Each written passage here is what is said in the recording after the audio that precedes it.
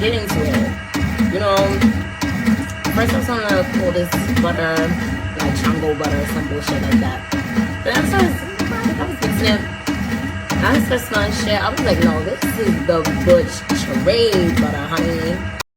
What is the Butch trade? Hey, the Butch trade is that nigga that you know probably got fixed up by like another nigga, but you still, you know, you hanging out because he got money and he got money, he got swag, he got class, you know, like a cunt, like a real cunt, like, you know, he's real cunt.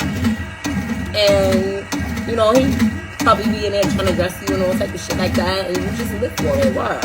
The betrayed butter, honey. Get into it. Girls, let's get into the selection, the new selection for the free gifts. Because, you know, we don't eat sugar anymore because we're skinny cunts. Okay, you're gonna get this little ringlet, this little thing. And it has all these little, like, charts on it. Like, you know, just good informational shit. Like this you could use with your macabre. Right, the feet, reflexology, get in there, the hands. And you might get a pack of sea moss. And an acupressure pen.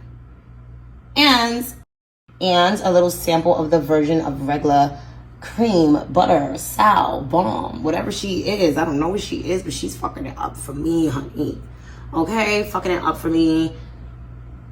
I'm gonna tell you, like, astringents. Like, yes, just pulling it out of your face, but then it's also got emu oil in it, and it's just, like, nice and silky on your face. Like, you just wake up feeling like fresh cunt skin. Like, ooh, fresh shaved pussy skin, bitch. Yes.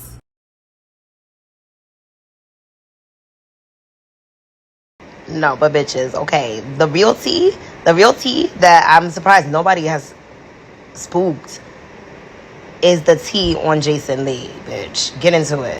Right, so I don't even remember what month that was. Was that like August or was it October or something? When he said Queen Elizabeth was dead, right? And Buckingham Palace was like, no, she's not dead, da-da-da. And they pulled some doppelganger out and some bitch walking around. I promise you that was not the fucking queen. I promise you that was not the fucking queen. And I promise you Queen Elizabeth probably been... She was dead well before they fucking announced the shit. I just feel it in my fucking soul.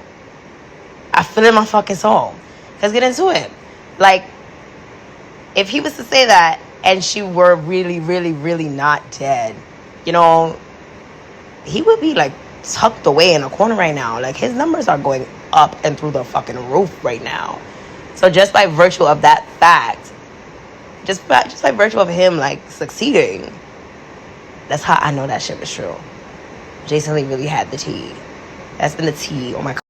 Yes, bitches, that has been the tea on my cup for like the last 4 days. I just been like ruminating about it. Like, yo, damn, nah, this nigga really knew. Oh, shit. Uh-oh. But no, the way the world is rapidly changing.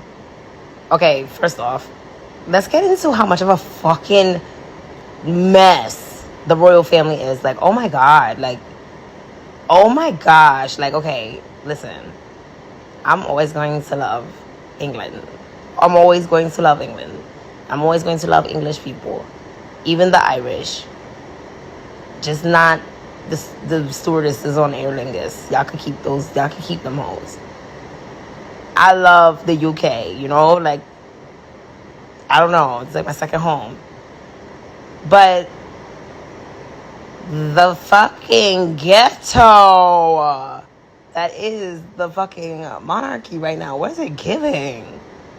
It's not giving, like, white European Anglo-Saxon aspirational, like, yes, you want some tea with your crumpets. It's not giving. It's really not giving. And you know what's crazy?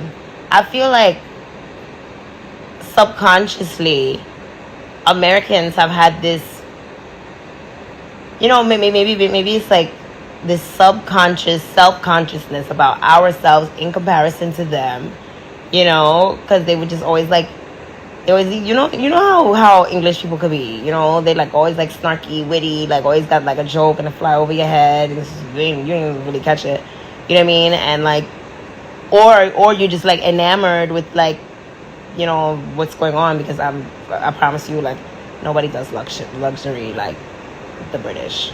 Like British luxury, like just, yes, no, with sinks and then everything mixed out with a little bit of like Korean, you know, like heated floors and like a little like more fermented foods and shit, cause y'all bitches ain't got no fruit in the UK.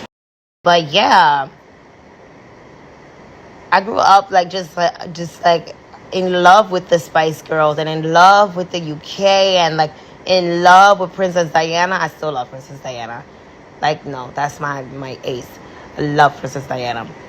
And just in love with the whole like idea of it, you know. And literally, like, I'm just starting to figure out that I was low key like looking up to this kind of weird institution of racism and like whiteness and crazy colonialism that has like gone all around the world and just fucking like raided everybody's tomb, stole all the fucking spices, still ain't using none of the fucking spices. And now I find it really hard to like take anything they sing serious. Nah, for mad long, and I promise you, a lot of other Americans will say the same thing. Like for mad long, like just having a simple conversation with a British person or like, you know, a Welsh person or just a Scottish person or anything like that. Even an Australian person, like you would kind of feel a little inferior because you speak, you know, a bastardized version of the Queen's English. And it was like this glamorous veneer that I feel like so many basic white people got to hide behind and just get away with doing that basic shit. And now that the Queen is dead and the royal family is a fucking mess, everybody that's like a product of the Queen's crown to me is like, it's like, what you want, white bitch? For real, because it's like, oh, you still trying to push that shit, like, ew, even in the media, like, these little, like, whack ass, like, oh my god, can you imagine being, like, first off, imagine being an Australian right now with that currency in the gutter, and then imagine being, like, an Australian journalist, right? You probably went to school for all kind of shit, like, you probably wanted to be, like, some great fucking novelist, but damn, you ended up working at the Daily Mail writing stories about what Azealia Banks is saying on Twitter. That's a whack hustle. Like, damn, the white privilege failed you. And all those people that used to be like at those magazines like talking shit about me, that shit used to make like really make me feel bad. But now I'm really looking at it like, honey, did you pay your student loans off yet? And this is not like a general statement. No, I have mad English friends. I have mad Australian friends. Like some of them that I thought were my friends were really not. Like, no, it's something like specifically wrong with Australians. I really like. Listen, I'm not trying to be ableist or anything like that, but there's something really wrong. Like, no, they have like a different kind of sociopathy. You know, a different kind of sociopathy where they feel like as a country they have the right to ban hip-hop artists from performing there, as if anybody wants to get on a fucking plane and come all the way to that fucking side of the world in the first place. You know what I'm saying? Like, y'all got a lot of fucking nerve. And like, you wanna like police people's speech and like ban people and like all type of shit, but nigga, why are there only 5,000 Aboriginals